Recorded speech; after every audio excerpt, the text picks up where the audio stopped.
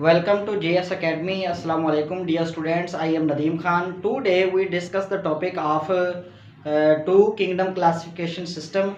Two kingdom classification system जो है ये बेसिकली ये एक टॉपिक आपका फर्स्ट ईयर के चैप्टर नंबर 5 में से लिया गया है, वैरायटी ऑफ लाइफ में से। बेसिकली हम आज के दिन टू किंगडम क्लासिफिकेशन सिस्टम के हवाले से डिस्कस करेंगे। ये देखेंगे कि जो टू किंगडम क्लासिफिकेशन सिस्टम था ये क्यों बनाया गया, इस किसकी बुनियाद पर यह बनाया गया, और basically two kingdom classification system के अंदर जानदारों को जितने भी ऑर्गेनिजम्स हैं कितने ग्रुप्स के अंदर डिवाइड किया गया, और इसके कौन कौन से डिफेक्ट्स हैं, यानी कि इसके अंदर कौन कौन सी ऐसी कमियां बेशियां रह गई थी जो मतलब जो इसके वीक पॉइंट जो रह गए थे वो भी आज हम डिस्कस करेंगे। तो डियर स्टूडेंट्स, वीडियो को एंड तक लाजमी देखिएगा ताकि आपको इस टॉपिक के रिलेटेड तमाम कंसेप्ट्स आपके क्लियर हो सके। तो चलते हैं अपने टॉपिक की तरफ। Dear students, two kingdom classification system, इसका मतलब ये है कि इसके अंदर जितने भी इस कायनात के अंदर पूरी वर्ल्ड के ऊपर जितने भी ऑर्गेनिजम्स हैं उनको टू किंगडम्स के अंदर दो हिस्सों में, टू पार्ट्स के अंदर डिवाइड किया गया था, यानी कि टू किंगडम के अंदर डिवाइड कर दिया गया था।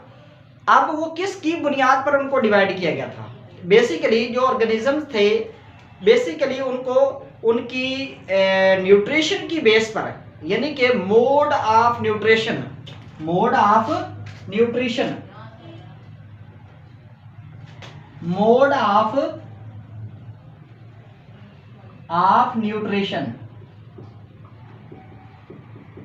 यानी कि उनको खुराक हासिल करने के तरीकों की बुनियाद पर कि जानदार कौन कौन से तरीकों से अपनी खुराक हासिल करता है, किस तरीके से वो खुराक को यूज करता है, कहाँ से लेता है, क्या वो खुद बनाता है या किसी दूसरे की बनी हुई खुराक पर इन्हिसार करता है, डिपेंड करता है। तो बेसिकली टू किंगडम क्लासिफिकेशन के अंदर जानदारों को टू ग्रुप्स के अंदर डिवाइड किया जाता है।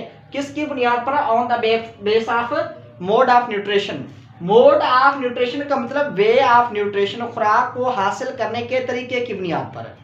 यानी कि आपका जो टू किंगडम क्लासिफिकेशन सिस्टम है इसके अंदर जानदारों को खुराक हासिल करने की बुनियाद पर कि वो कौन से तरीके से खुराक हासिल करता है उसकी बुनियाद पर जानदारों को तकसीम किया गया था, और उसकी बुनियाद पर जानदारों के टू किंगडम बनाए गए थे। यानी कि जानदारों को दो ग्रुप्स के अंदर डिवाइड कर दिया गया था। पहला ग्रुप कौन सा था? प्लांटी, और दूसरा ग्रुप था एनिमल्स। यानी कि प्लांटी के अंदर वो जानदार जो अपनी खुराक खुद तैयार करते थे, यानी कि those organisms which can produce their own food are divided into the are सबमाइड into the kingdom plantae. Basically वो organisms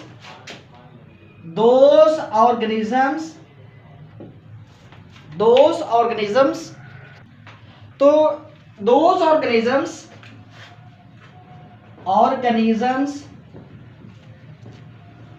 which obtain their own food, यानी कि वो जानदार जो अपनी खुद खुराक तैयार कर सकते थे उन जानदारों को इस किंगडम प्लांटी के अंदर रखा गया। अब जो जानदार अपनी खुराक खुद प्रोड्यूस कर सकते हैं उनको कहते क्या है? उनको बेसिकली ऑटोट्रॉफ्स कहते हैं।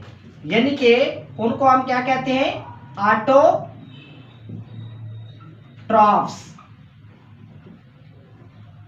ऑटोट्रॉफ्स जो ऑर्गेनिजम्स थे उनको इसके अंदर शामिल किया गया था। अब कौन कौन से जानदार ऐसे हैं जो अपनी खुराक खुद तैयार कर सकते हैं? बेसिकली बैक्टीरिया जो होते हैं, बैक्टीरिया, कौन से बैक्टीरिया? साइनोबैक्टीरिया, फोटोसिंथेटिक बैक्टीरिया, यानी कि इसको ब्रैकेट के अंदर मैं लिखूंगा फोटोसिंथेटिक बैक्टीरिया। फोटोसिंथेटिक बैक्टीरिया वो इसके अंदर शामिल है, यानी कि वो भी ऑटोट्रॉफ्स होते हैं। देन उसके बाद जितने भी प्लांट्स होते हैं, all the plants of the world, पूरी दुनिया के जितने भी प्लांट्स हैं वो अपनी खुराक खुद तैयार करते हैं। जितने भी प्लांट्स हैं वो भी ऑटोट्रॉफ्स के अंदर शामिल हैं। उसके बाद हम दूसरे इसके किंगडम को डिस्कस कर लेते हैं, एनिमिलिया को। बेसिकली किंगडम एनिमिलिया के अंदर उन जानदारों को रखा गया था जो अपनी खुराक को तैयार नहीं कर सकते थे। यानी कि अब देखिए हम इसके अंदर खुराक को तैयार करने या हासिल करने की बुनियाद पर ग्रुप्स के अंदर डिवाइड कर रहे हैं। बार बार हमने इसी चीज के बारे में डिस्कस करना है कि वो जानदार कैसे खुराक हासिल करता है। यानी कि खुराक की बुनियाद पर, उसको खुराक हासिल करने की बुनियाद पर हम क्या करते हैं, ग्रुप्स के अंदर डिवाइड करते हैं। टू किंगडम जो है बेसिकली ये खुराक हासिल करने की बुनियाद पर, जानदारों के खुराक हासिल करने की बुनियाद पर बेस करता है। ठीक है, किंगडम एनिमिलिया के अंदर वो ऑर्गेनिजम्स होते हैं, those organisms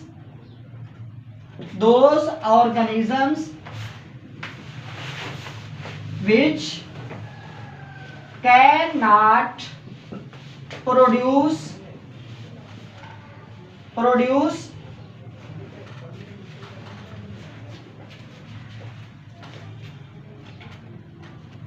their own food.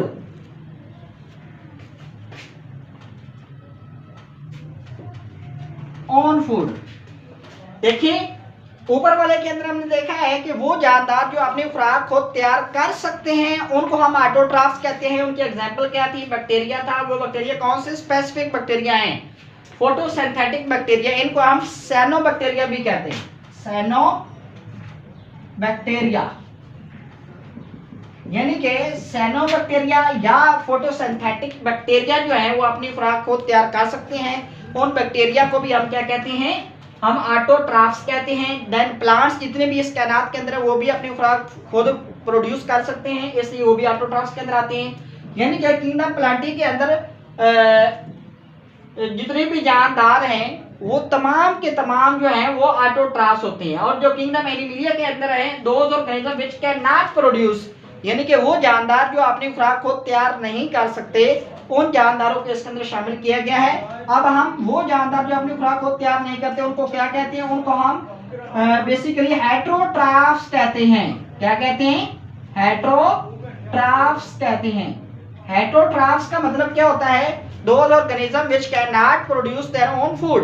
अब इसके अंदर कौन कौन से जानदार शामिल थे, इसके अंदर जितने भी एनिमल्स इस कायनात के उन तमाम को इसके अंदर शामिल किया जाता है। देन उसके बाद जितने भी फंजाई थे, फंजाई फंगस लाइक जितने भी ऑर्गेनिज्म थे उनको भी इसके अंदर शामिल किया जाता है। ठीक है, देन उसके बाद फंजाई एनिमल्स, ठीक है, और बाकी तमाम जानदार जो अपनी खुराक को तैयार नहीं कर सकते, जैसा कि फिशेस वगैरह, फिशेस एनिमल्स में ही आ जाएगा। यानी कि ये वाले जानदार जो हैं इनको बेसिकली किंगडम एनिमिलिया के अंदर शामिल किया जाता। अब हम डिस्कस करते हैं इसके डिफेक्ट्स को। भाई इसके अंदर कौन कौन सी ऐसी वीक पॉइंट थे जो रह गए थे, जिसकी बुनियाद पर ये वाला जो टू किंगडम क्लासिफिकेशन सिस्टम है ये एक्सेप्टेबल ना हुआ। ठीक है, उसकी वजह क्या है, देखिए आपके पास ये एक ऑर्गेनिज्म मैं लिखने लगा हूं, फंजाई।